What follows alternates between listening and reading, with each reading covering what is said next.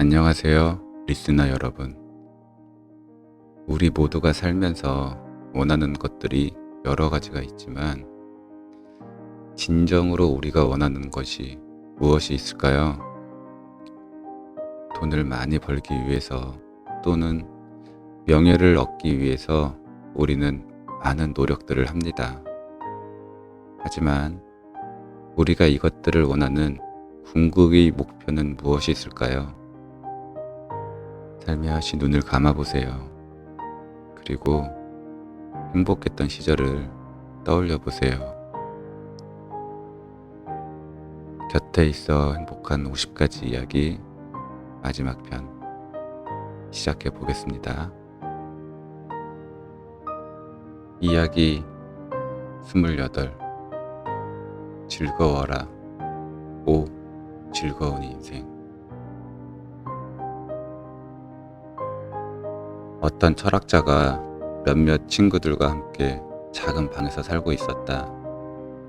그들은 늘 즐거워 보였고 누군가 그에게 물었다.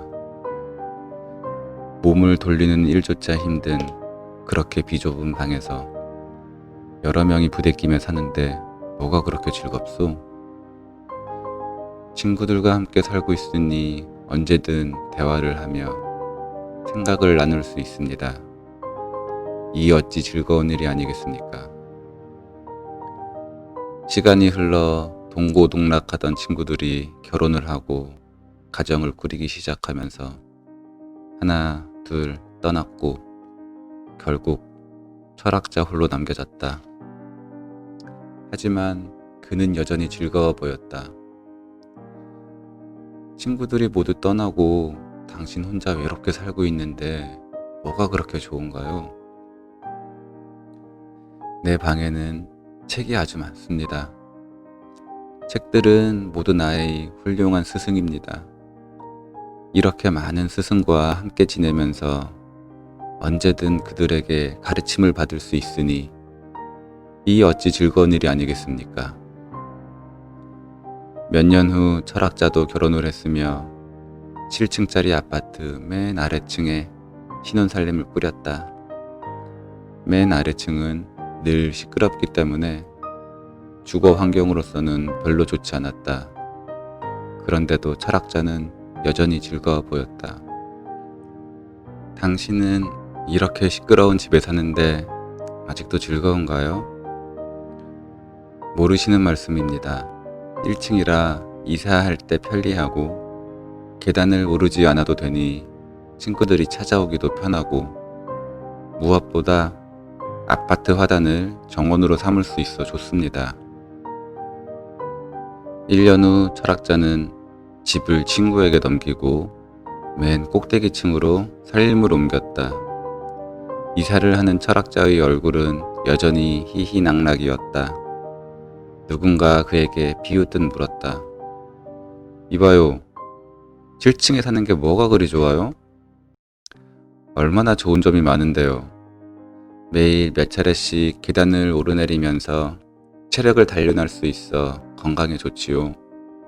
또 볕이 잘 드니 책을 보거나 글을 쓸 때 눈이 나빠지지 않을 수 있답니다. 내 머리 위에서 방해하는 사람이 없으니 밤에도 낮에도 늘 조용하답니다. 매사에 긍정적이고 낙관적인 사람에게는 늘 행복이 그 곁을 맴돈다. 부정적이고 의심하는 사람에게는 늘 그 행복이 먹구름 속에 가려져 있게 마련이다. 각박한 세상을 살아갈수록 마음 씀씀이를 넓히고 넉넉한 배려를 아끼지 마라.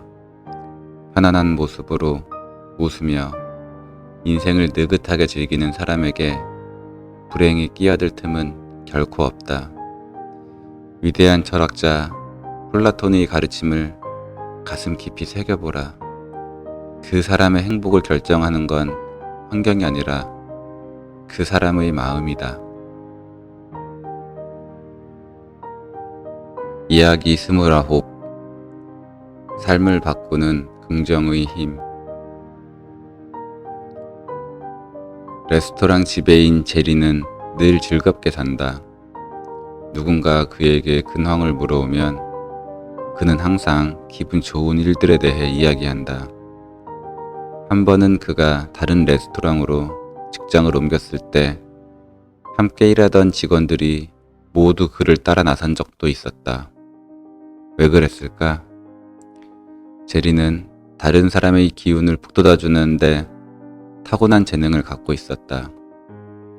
시무룩한 직원이 있으면 제리는 늘 그에게 긍정적이고 밝은 조언을 해주곤 한다. 누군가 제리에게 물었다. 지금껏 나는 당신처럼 항상 적극적이고 낙천적인 사람을 본 적이 없습니다. 그 비결이 뭔가요? 나는 매일 아침 눈을 뜰 때마다 나 스스로에게 이렇게 말합니다. 나는 오늘 두 가지 중 하나를 선택할 수 있다. 하나는 기분 좋은 마음이고 하나는 기분 나쁜 마음이다. 그러고 나서 나는 항상 기분 좋은 마음을 선택합니다. 또 안 좋은 일이 생기면 나는 피해자가 될 것인가 아니면 이 일에서 새로운 무언가를 배울 것인가를 놓고 생각합니다. 그러고는 늘 무언가를 배우는 쪽을 선택합니다. 누군가 내게 와서 불평을 늘어놓을 때마다 그저 불평을 듣고 있을 것인가 아니면 그 사람에게 인생의 밝은 면을 알려줄 것인가를 놓고 생각합니다. 그러고 나서 늘 인생의 밝은 면을 선택합니다. 하지만 항상 그렇게 행동하는 일은 결코 쉽지 않아요.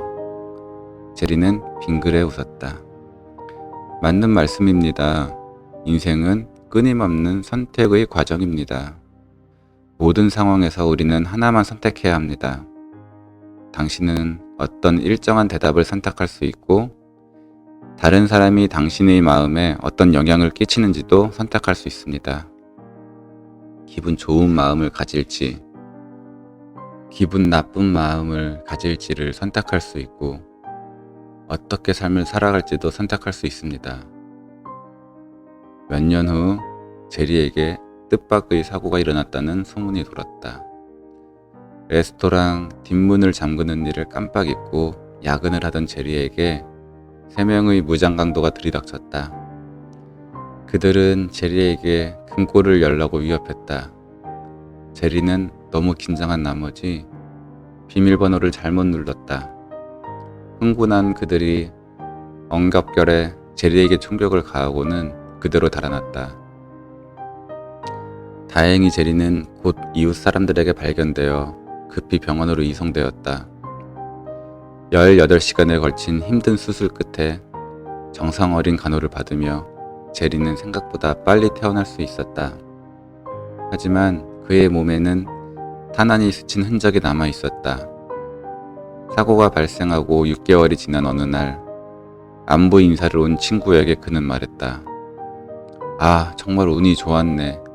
내 흉터 좀 보게나. 친구는 고개를 흔들며 완곡히 거절했다. 강도들이 총을 겨누었을 때 어떤 생각이 들었는가? 총을 맞고 바닥에 쓰러졌을 때 내게는 2가지 선택이 있었네. 나는 삶을 선택할 수도 있었고 그대로 죽음을 선택할 수도 있었지. 나는 삶을 선택했어. 무섭지 않았나? 나를 치료해준 의사들은 정말 대단했네. 그들은 계속해서 나에게 아무 일 없을 테니 안심하라고 말해주었지.